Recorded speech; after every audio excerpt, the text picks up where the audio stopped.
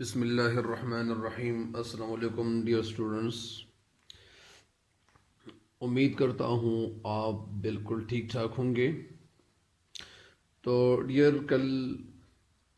4 اشعار تک کی تشریح جو تھی وہ کل تک مکمل ہو گئی تھی، تو اس ہم میں مزید 2 اشعار کی تشریح رہتی ہیں اور وہ آج اپلوڈ کرنے جا رہا ہوں۔ تو ڈیئر اسٹوڈنٹس، آگے بڑھنے سے پہلے میرے اس چینل پہ ہر نئے آنے والے اور میرے اس چینل کو سبسکرائب ضرور کرے تاکہ وہ میری آنے والی ہر ویڈیو کو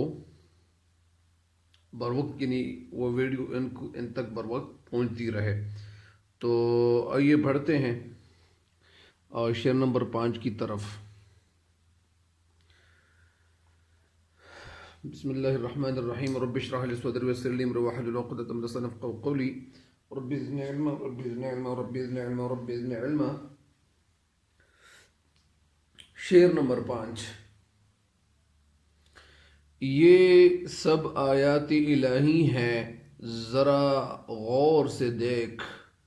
اس کی پھر حمد بیاں کر، اسی خالق کو پکار۔ یہ سب آیات الہی ہیں۔ آیات الہی یعنی آیت کی جمع آیات، الہی یعنی اللہ تعالیٰ کی آیات۔ مطلب اس کا یہ ہے کہ آیات کا مطلب یہاں نشانیاں ہیں، یعنی یہ آیات کے معنی یہاں پہ نشانیاں ہیں، یعنی یہ سب اللہ تعالیٰ کی طرف سے نشانیاں ہیں۔ ذرا غور سے دیکھ یعنی تھوڑا غور کرو، اس کی پھر حمد بیان کر، اس رب کی پھر تعریف بیان کر، اس رب کو پھر سراہنے کے لیے اٹھ کھڑے ہو جا، اسی خالق کو پکار اور اسی خالق کو پکارنا شروع کرو، اسی خالق کی عبادت کرنا شروع کرو، اسی خالق کی جو ہے عبادت کرنا شروع کرو اور ذکر کرنا شروع کرو۔ تو اس شعر کی نثر کچھ یوں ہے کہ یہ سب، یعنی نثر کچھ یوں ہے کہ یہ سب اسی پیدا کرنے والے مالک کی تعریف ہو رہی ہے، یعنی یہ جو ہم ابھی تعریف کرنے جا رہے ہیں اور جو تعریف کر رہے ہیں، تو یہ کیوں، کس کی تعریف کر رہے ہیں؟ ہم اللہ تعالیٰ کی تعریف، یعنی یہ سب اللہ تعالیٰ کی جو ہے نشانیاں ہیں، اور یہ جو نشانیاں ہیں تو انہیں تھوڑا غور کر کے دیکھنا چاہیے۔ یعنی یہ سب جو ہے یہ جو نشانیاں ہیں اور یہ جو سب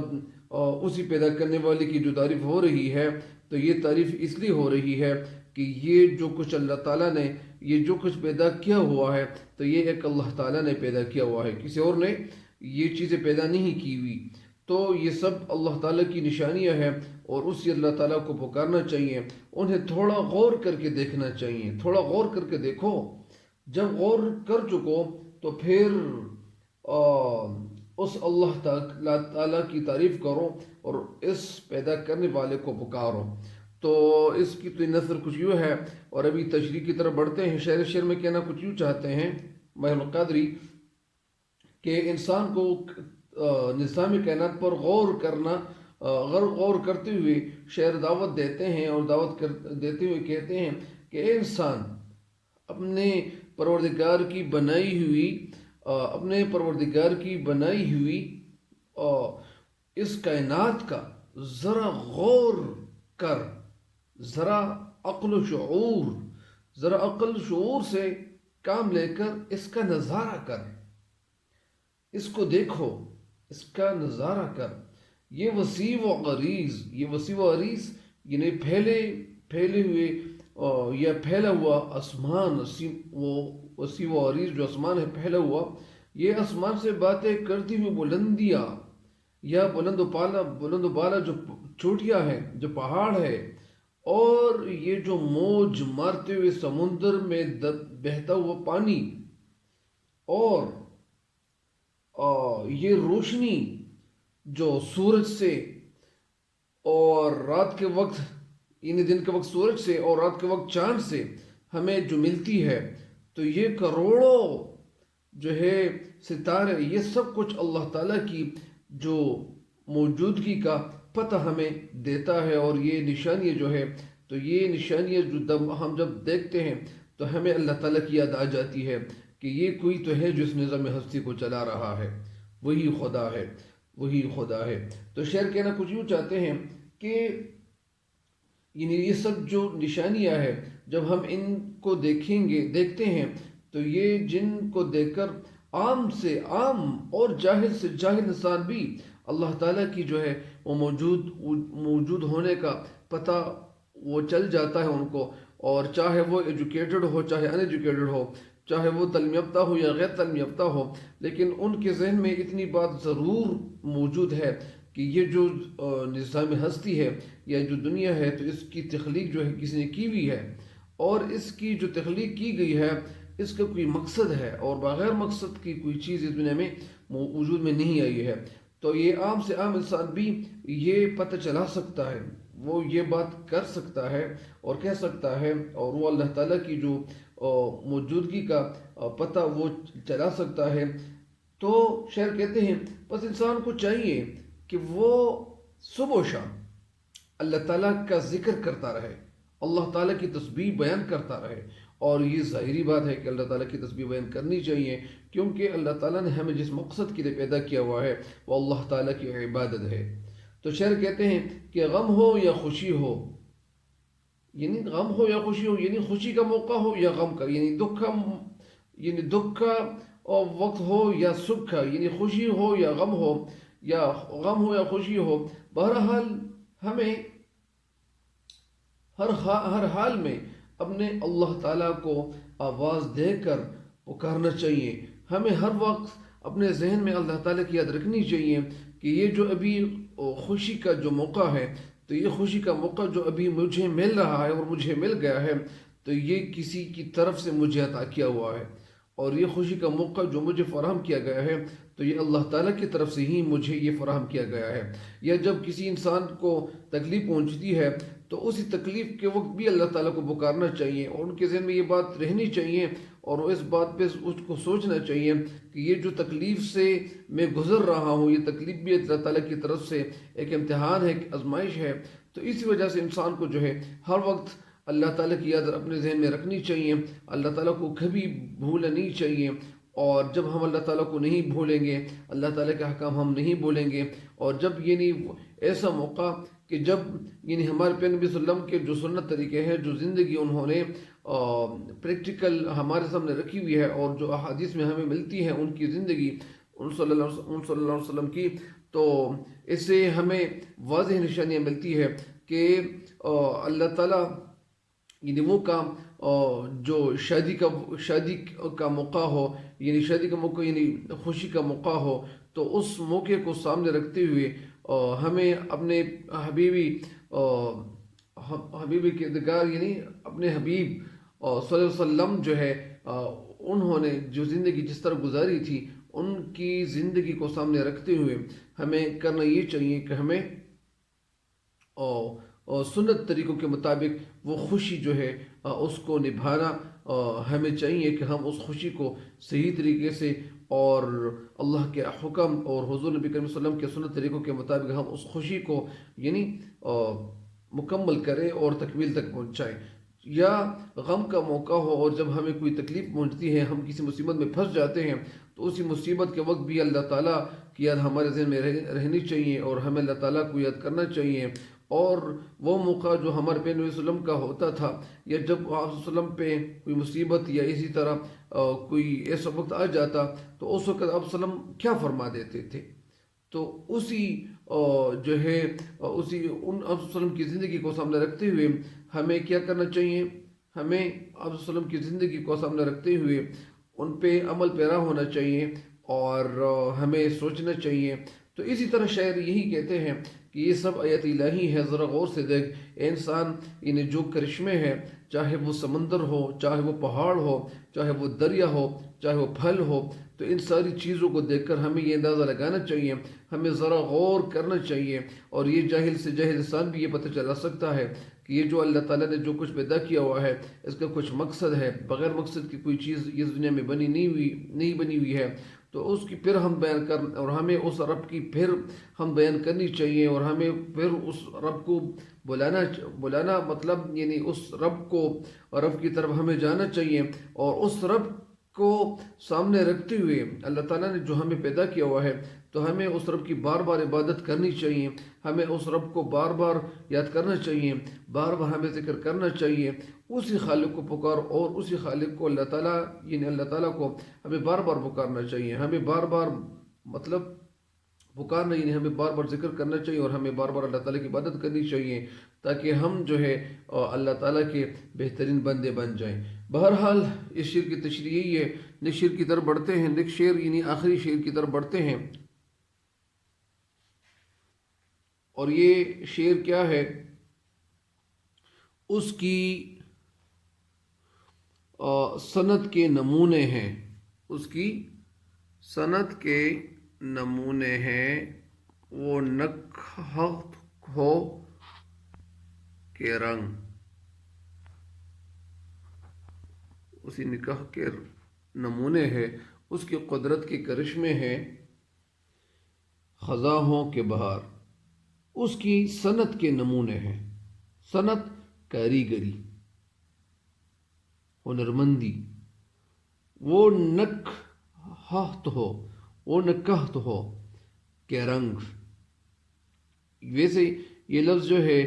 یہ نکہت پڑھنا چاہیے، لیکن یہ جو ہے ہمیں یعنی اپنے اسٹوڈنٹس کو بھی یعنی ان کے ذہن کے مطابق ہمیں چلنا چاہیے، لیکن وہ نکہت ہو کہ رنگ اس کی قدرت کے کرشمے ہے، خزاں ہو کہ بہار۔ اچھا، نکہت کے معنی خوشبو، رنگ اس کی قدرت کے کرشمے ہیں، کرشمے معجزے، خزاں ہو کہ بہار۔ اس کی نثر کچھ یوں ہے کہ خوشبو ہو یعنی پھولوں کی رنگینی ہو، اور یہ پھولوں سے پھیلنے والی خوشبو ہو، یہ سب اللہ تعالیٰ کی رنگینیوں کے کرشمے ہیں، کاریگری کے نمونے ہیں، چاہے موسم خزاں ہو یا موسم بہار، یہ سب اللہ تعالیٰ کی قدرت کے ہنرمندیاں ہیں، کمالات ہیں، اور اللہ تعالیٰ جو بھی چیز تخلیق کرتا ہے، جو بھی چیز پیدا کرتا ہے، وہ اتھینٹک ہوتی ہیں، وہ مکمل ہوتی ہیں، کسی بھی چیز میں کوئی بھی ذرہ برابر بھی اس میں کمی نہیں ہوتی ہے، کیونکہ اللہ تعالیٰ ہر چیز کو مکمل طریقے سے پیدا کرتا ہے۔ تو اس شعر کی تشریح کچھ یوں ہے،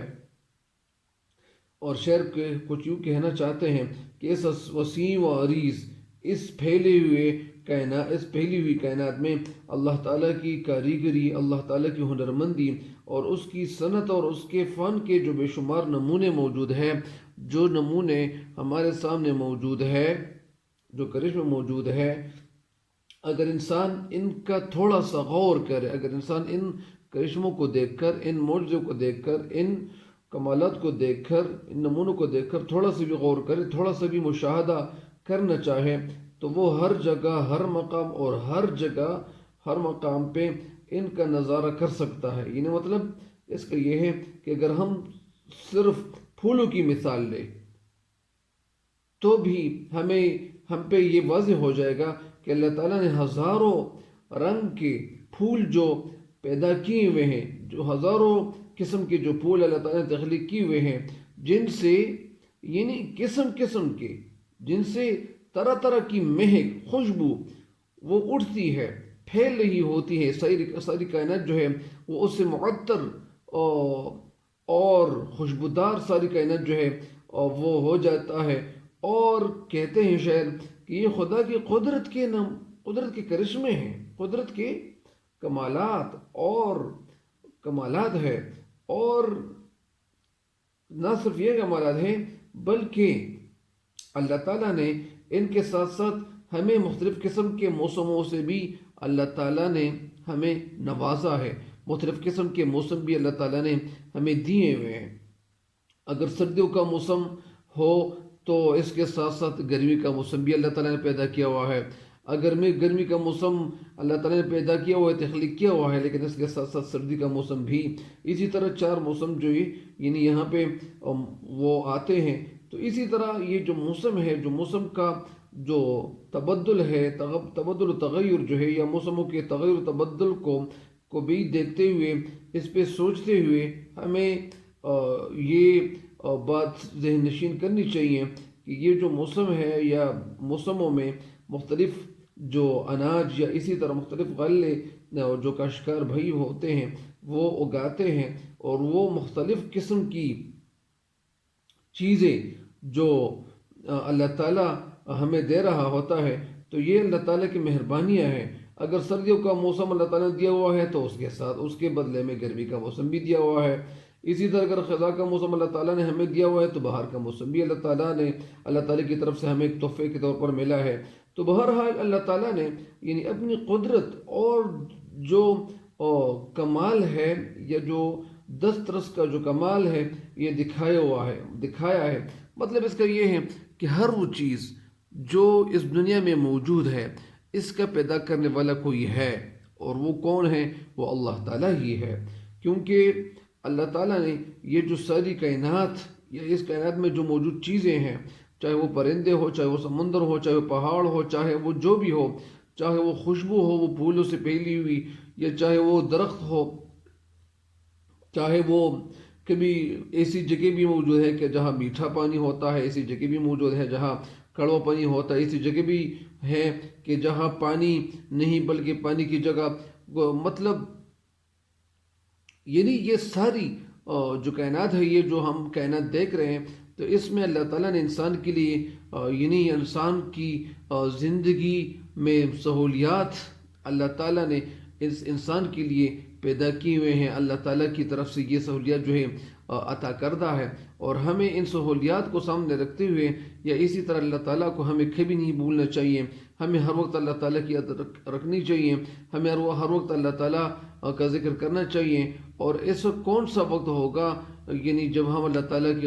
یاد سے جو ہے غافل ہو جائیں گے. لیکن مطلب اس کا یہ ہے کہ ہمیں اللہ تعالیٰ کی یاد سے غافل نہیں ہونا چاہیے. اللہ تعالیٰ نے جو چیزیں بنائی ہوئی ہے، جو تخلیقات جو کی ہوئی ہے اس دنیا میں، تو اس کا کچھ نہ کچھ مقصد ہے تاکہ یہ انسان جو ہے اس سے استفادہ کرے، اس سے فائدہ اٹھائیں. اور انسان کے فوائد کے لیے، فائدے کے لیے اللہ تعالیٰ نے پرندوں کو تخلیق کیا، پھر اللہ تعالیٰ نے پھلوں کو تخلیق کیا، اللہ تعالیٰ نے اناج کو تخلیق کیا، اللہ تعالیٰ نے یعنی سمندروں میں مچھلیوں کو تخلیق کیا، یا اسی طرح یعنی ہواؤں میں اللہ تعالیٰ نے پرندوں کو. اسی طرح ہر وہ چیز جو انسان کی ضرورت کے کام آتی ہے، اللہ تعالیٰ نے انسان کے لیے تخلیق کی ہوئی ہے. تو ہمیں تھوڑا سوچنا چاہیے کہ یہ جو ہم کائنات میں جو چیزیں کھا رہے ہیں، جو پھل اور جو نعمت اللہ تعالیٰ کی طرف سے ہمیں مل رہی ہیں، ان نعمتوں کا شکر بھی اللہ تعالیٰ کے ہاتھ جو ہے، یا اس نعمتوں کی شکر ان نعمتوں کو کہ جو ان کا شکریہ بھی جو ہے ہمیں بجا لانا چاہیے. ہمیں ہر وقت اللہ تعالیٰ کی یاد رکھنی چاہیے. اور ہمیں اس وقت یعنی ایسے کوئی بھی جو موقع ہو، جو بھی موقع ہو، چاہے جو بھی موقع ہو، تو اس موقع کو سامنے رکھتے ہوئے اللہ تعالیٰ کی یاد ہمیں کرنی چاہیے، اور اللہ تعالیٰ کو ہمیں کبھی نہیں بھولنا چاہیے. تو شعر کہتے ہیں کہ اس کی صنعت کے ایک نمونے ہیں، اور نکہت ہو کے رنگ، یعنی یہ اللہ تعالیٰ کی طرف سے جو عطا کردہ موسم ہے. اور اس موسم میں جو ہے وہ پھولوں سے بکھری ہوئی خوشبو، پھیلی ہوئی خوشبو جو ہے، ان خوشبو کو سامنے رکھتے ہوئے ہمیں اللہ تعالیٰ کی یاد آ جاتی ہے. اس کی قدرت کے کرشمے ہیں، خزاں کے بہار، اور یہ سب جو چیزیں اللہ تعالیٰ نے تخلیق کی ہوئی ہے، یہ موسم جو اللہ تعالیٰ نے ہمیں ایک تحفے کے طور پر دیا ہوا ہے. تو اس موسم میں یعنی ہر وقت کے جو الگ الگ جو پھل ہوتے ہیں، تو ان کو جو ہم استعمال میں لاتے ہیں، تو یہ اللہ تعالیٰ کی طرف سے ہمیں عطا کردہ ہے. اور اسی وجہ سے ہمیں اللہ تعالیٰ کی صحیح طریقے سے عبادت کرنی چاہیے. یہی شعر کی تشریح ہے، اور امید کرتا ہوں کہ آپ اس شعر کی تشریح سمجھ چکے ہوں گے. والسلام. اللہ تعالیٰ آپ سب کو صحیح سلامت رکھے. آمین. والسلام.